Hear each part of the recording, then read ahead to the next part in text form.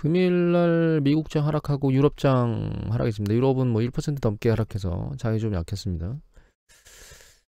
우리나라 장은 잘 버티고 있는 것 그래도 상대적으로 버티고 있는 거라고 보이고, 뭐 중국장 같은 경우 선전은 2%가 넘게 빠졌었습니다. 긍정적으로 볼 거라면 개파락했던 걸 메꾸면서 끝났다는 거 하나, 그건 것 같아요. 시장이 어떻게 갈 것 같으냐, 결과적으로 여기 뉴스보도에 나오는 이거가 지금 가장 중요한 화두입니다. 지금 9월 19일날 박형희 기자께서 올렸는데, 20일하고 21일날 이때 0.75 올리느냐 1% 올리느냐가 주요 핵심 관점입니다. 현재 이거를 0.75로 안 올리고 1%로 올리면 주식시장이 또 한번 급격히 하락할 수 있는 가능성이 열리겠죠. 물론 이 저점을 뚫고 내려갈 거라는 생각은 안 하고 있습니다. 여기서 다시 테스트하러 내려갈 수 있다라고 생각을 하고 있고요. 그리고 또 10월 달에 물가상승률 지표를 보러 가겠죠. 시장에서. 일단 패드워치에서는 0.75로 올릴 거라고 생각을 하는 사람들이 많습니다. 여기 심리 패드워치를 보면은 이게 0.75로 올린 거거든요. 82% 이게 1%인데 82% 압도적이고요. 이런 생각을 합니다. 주식시장, 그러니까 인플레이션 압력을 잡으려고 시장에 시그널을 던지는 거는 뭐 충분히 이해를 하겠는데, 금융시장에 충격까지 주면서, 그러니까 경제에 영향을 미칠 수 있는 금융시장에 충격까지 주면서 인플레이션을 잡는 두 가지를 동시에 하겠느냐, 저는 0.75를 반복적으로 올리는 행위를 하지 않을까 이런 생각을 아직은 하고 있거든요. 그리고 0.75를 올린다 그러면 그게 이제 시장에 안도감을 줄 수 있는 그런 걸로 작동을 하고, 이제 다음 달 CPI 물가상승률 10월 달에 나오는 걸 보고 그 부분이 그렇게 크지 않은 충격파를 던지면 시장은 아랫방향으로 내려가는 걸 일단 멈추고 다시 머리를 위로 들 것이다, 이렇게 생각하고 지금 모니터링을 하고 있는 중이고요. 일단 요번 주에 나오는 경제 지표를 보면 요번 주 여러 가지가 나오는데, PMI 지수 플래시가, 그러니까 속보치가 나오거든요. 이 속보치들이 뭐 계속 유럽 같은 경우는 좀 힘을 잃어가고 있는데, 유럽 쪽이 어떻게 CPI 지수가 나오는지, 아니 PMI 지수가 나오는지 좀 봐야 될 것 같고요. 미국은 지금 경제 지표가 긍정적으로 나오면 금리 인상 때문에 타격을 받고 있긴 하지만 PMI 지수는 긍정적으로 나오는 게 좋습니다. 그러니까 지금 미국 경제 지표가 좋은데 CPI가 내려가면서 PMI가, 물가상승률이 내려가면서 다른 경제 지표가 좋게 나와야 되는데 그렇지 않은 모습이 있어서 지금 영향을 받고 있는 거거든요. 일단 PMI 지수 나오는 것들을 좀 모니터링을 잘 해야 될 것 같고요. 그 다음에 원자재 시장은 보면 이렇게 이제 빨간 쪽이 내려간 거거든요. 물론 연간은 연두색으로 뭐 100% 넘게 올랐지만 월간이나 주간을 보면, 그 다음에 이게 일간입니다. 보면 이렇게 에너지 부분 같은 경우에는 오히려 하락 영향이 훨씬 더 세요. 다른 영역도 보면 이게 이제 그 곡물이거든요.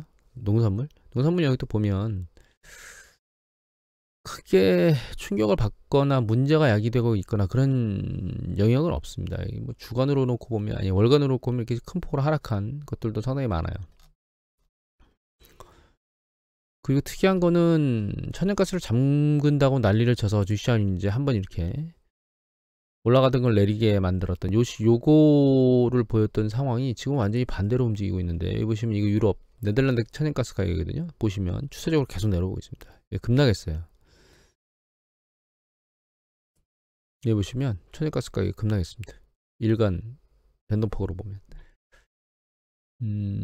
결과적으로는 이게 두 가지 긍정적인 이슈가 있고, 투자 입장에서 놓고 보면 부정적인 이슈도 있는 겁니다. 그러니까 원자재 시장에서 경기 수축에 대한 반응이 굉장히 세게 나타나고 있다는 부정적인 이슈도 있고요.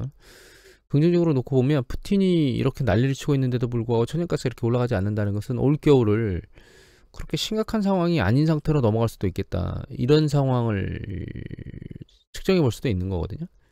그러니까 푸틴이 에너지를 무기화하는 것이 과연 유럽 경제에 큰 충격을 주겠느냐, 글로벌 경제에 생각보다는 덜한 충격을 줄 수도 있겠다라는 생각이 들게 만드는 이슈이기 때문에 부정적인 것만 있는 건 아니고, 그러니까 투자자 입장에서는 부정적으로 반응하고 있는데 경제 측면에서 놓고 보면 그렇게 부정적이지 않을 수도 있겠네 라는 생각이 들게 만드는 상황입니다.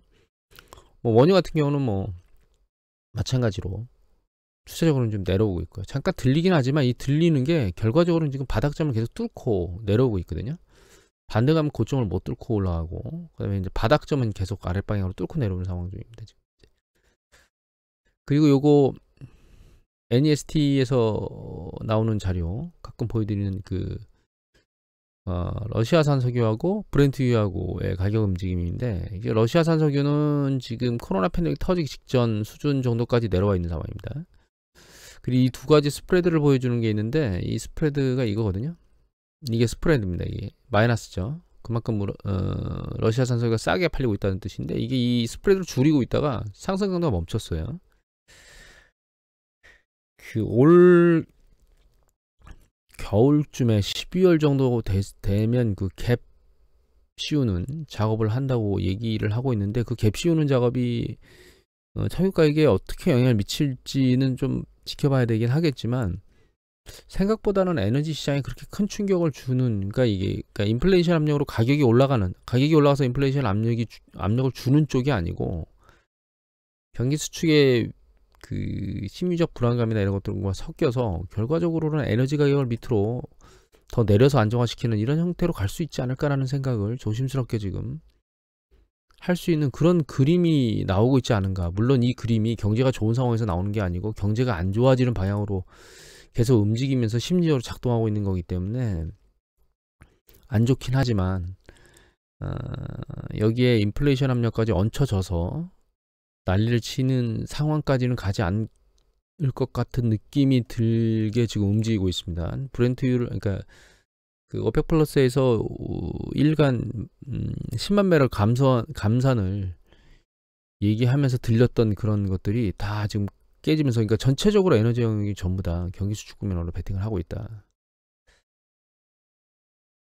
그래서 이전에 에너지에 대한, 푸틴의 에너지의 무기화에 대한 우려가 좀 수면 위로 많이 올라왔었는데, 그런 부분들이 좀 잠잠해지는 거 아닌가 이런 생각이 들고요. 전쟁 또 한 가지 다른 점은 이 푸틴이 하고 거리두기를 좀 하고 있거든요. 인도하고 중국이 거리두기를 하고 있는데, 모디 총리는 아예 면전에다 대고 전쟁할 때가 아니다라고 얘기를 했습니다. 그리고 여기서는 기사가 안 나왔는데, 다른 쪽 기사를 보면은 푸틴은 전쟁을 끝내고 싶다 이런 얘기를 언뜻 한 것 같아요. 그런데 지금 젤렌스키가 전쟁을 끝낼 생각이 없거든요.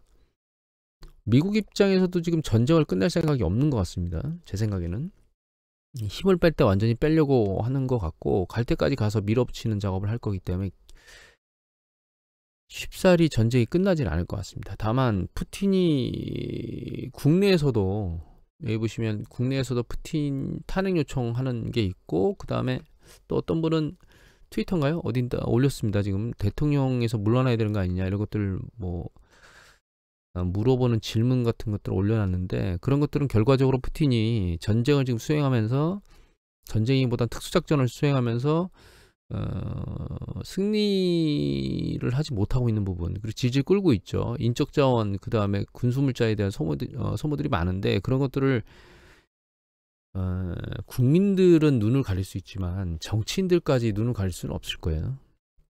하도 루트들이 많기 때문에 현재 전쟁이 어떻게 돌아가고 있는지는 정치인들은 다 알고 있을 겁니다. 그런 사람들 중에서 이제 푸틴에서 반기를 드는 사람들이 생긴다는 거죠. 정치적 입지가 조금씩 줄어들고 있습니다, 지금. 그렇다고 전쟁이 빨리 끝날 거라는 생각은 안 하셔야 될 것 같은 게, 지금 군사 관련된 그 유튜버 내용을 보면 라스푸티차가 발생할 시기가 이제 다가오고 있는데, 이게 이제 우크라이나가 10월 중순에서 11월 초, 그 다음에 3월 중순에서 4월 하순 정도에 이때 반복적으로 그러니까 진흙탕이 생겨가지고 차량이나 이런 탱크나 이런 것들이 움직일 수 없는 이런 시기가 가까워오고 있는데, 지금 일방적으로 계속 많이 밀리고 있거든요, 러시아가. 그런데 이 라스푸티차가 발생하게 되면 우크라이나 진격이 멈추겠죠. 그리고 겨울은 또 춥잖아요. 그거 지나고 나서 또 봄이 오면 조금만 버티면 3, 4월 하순이기 때문에, 그때까지 군사력을 좀 응집시켜서 다시 한번 대응하겠다라는 생각으로 지금 러시아가 대응하고 있는 것 같다, 이렇게 얘기들을 하시는 거 보면, 일단 전쟁은 내년에도 계속 이어질 것 같고,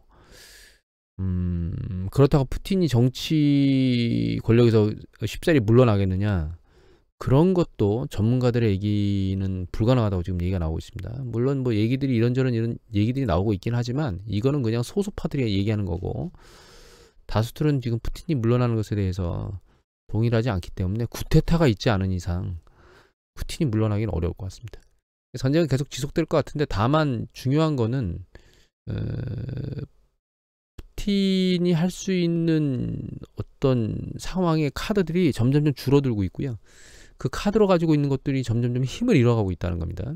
시간이 지나면 지날수록 유럽 같은 경우에는 천연가스를 러시아에서 벗어나서 다른 쪽에서 수입하려고 하는 그런 것들을 계속 하게 될 거고, 그러면 다른 쪽에 있는 것들이 수요를 다 채워야 되니까 에너지 가격이 올라가야 되는데, 경기 수축에 대한 위험성이 있으니까 에너지 가격이 올라가지를 못하고 밑으로 내려오고 있는 거예요. 물론 에너지 가격이 굉장히 많이 올랐기 때문에 일정 수준 내려와야 되는 것도 있고요. 그래서 실제로는 푸틴이 할 수 있는 여력이 그렇게 많지는 않은 것 같습니다. 제가 보기에는. 그리고 한 가지 유심히 보는 건, 아직 트리거로 발생할 만한 것이 수면 위에 올라온 건 없어요. 지난번에 한번 말씀드렸던 모기지 업체가 파산했다고 하는 그런 이슈가 한번 올라온 건 있는데, 그거 이외에 연체율은 아직은 괜찮거든요. 물론 연체율이 지난번에 보여드렸던 것처럼 조금 오르긴 했습니다. 두 가지가 크레딧 카드 부분하고요, 그 다음에 소비자 신용 쪽이 올랐는데, 가계 측면에서는 지금 일정 부분 한계점에 몰리는 사람이 생기고 있는 것 같습니다. 사실 신용카드가 가장 우리가 손쉽게 쓸 수 있는 대출인데, 그쪽 영역이 약간 들리기 시작했고, 소비자들은 지금 한계점에 좀 몰려있는 것 같고요. 다만 다른 쪽, 모기지라든가 기업대출이나 이런 쪽은 연체율은 안 올라가고 있습니다. 물론 이거 이외에 오히려 은행의 대출 기준은 기업 쪽이 좀 약한, 한번 볼까요? 예, 이게 은행의 대출 태도거든요. 근데 여기 보시면 이제 빨간과 파란 두 개가 제로점 위에 있죠. 이 제로점이 중립 정도 되는 거거든요. 제로점 위에 있다는 얘기는 좀 강화가 많이 된 거죠. 여기 보시면 이게 이제 코로나 팬데믹 때 경기 수축되면서 강화됐던 패턴이고, 장기적으로 놓고 보면 이 강화 패턴이 한 이 정도 레벨 정도 올라가면, 그러니까 60% 윗단으로 올라가면 거의 맥스점에 올라갔다 봐야 됩니다. 근데 지금 한 20% 위 정도로 올라갔는데, 다만 이제 기업, 은행, 그러니까 크레딧 카드라든가 오토론 이런 쪽의 영역 같은 경우에는 아직은 중립이에요, 사실은. 그래서 기업 쪽은 쥐어짜고 있는 상황입니다.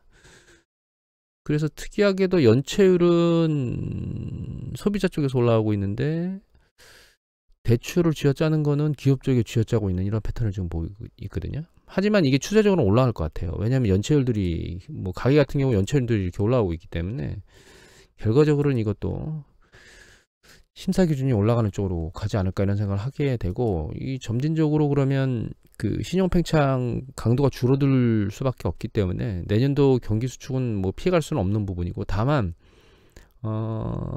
이런 상황에서 트리거가 일어나는 어떤 이슈들이 없어요. 아직은 대부분의 트리거는 신용 팽창 과정 중에서 만들어진 버블이나 부실로 인해서 형성되거든요. 그런데 여기서 하나만 차트를 더 보면 종종 보이지만, 이게 트리플 C 이하에 있는 하이힐드 채권 수익률이거든요. 하이힐드 채권 수익률이 지난번에 한번 보여드렸지만 이게 고점을 제대로 안 뚫어요. 이미 말씀드렸지만 하나만 더 얹힐까요? 10년 국채 수익률 차트를 하나 같이 더 얹혔습니다. 보시면은 10년 국채 수익률하고 거의 비슷한 패턴으로 지금 움직이고 있죠. 그리고 오히려 이 패턴, 최근 패턴을 보면, 최근 패턴을 볼까요? 예. 이게 여기 보시면 이 시점으로 놓고 보면 하이힐드 채권 같은 경우는 지금 고점이 똑같잖아요. 그런데 지금 10년 국채 수익률은 오히려 뚫고 올라가고 있거든요.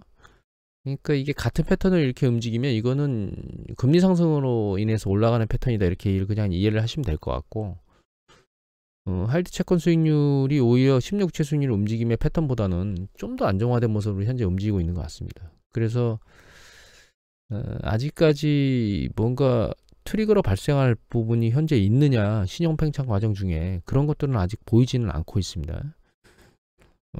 지금 계속 트리거로 작동하는 것은 오히려 인플레이션 압력에 대한 뉴스 보도들이 트리거로 작동할 뿐이고, 신용 과정에 문제가 일어나서 뭐 급격하게 뭔가 쓸려 내려갈 것 같은 그런 패턴은 아직 안 보이고 있기 때문에, 아직은 계속 지켜보고 있는 과정으로 진행을 하고 있는 상황입니다. 오늘은 내일은 제가 오전에 촬영을 못 합니다. 촬영할 수가 없고 모레 아침에 다시 촬영을 할 수 있지 않을까 이렇게 생각합니다. 오늘 이것으로 마치도록 하겠습니다.